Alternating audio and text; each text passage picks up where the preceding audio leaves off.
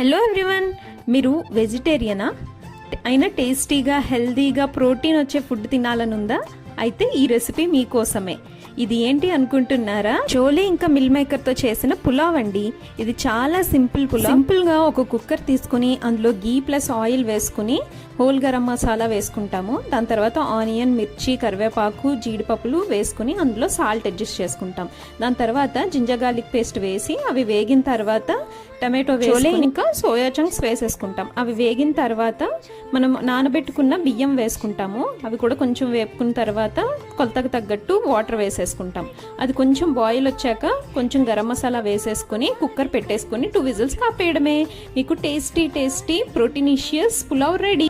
ఇంత మంచి పులావ్ని మీరు మిస్ చేసుకోకుండా ఒకసారి ట్రై చేసి నాకు కమెంట్లో చెప్పండి. Thanks for watching. Please do like, share, comment and subscribe to my channel. Bye bye.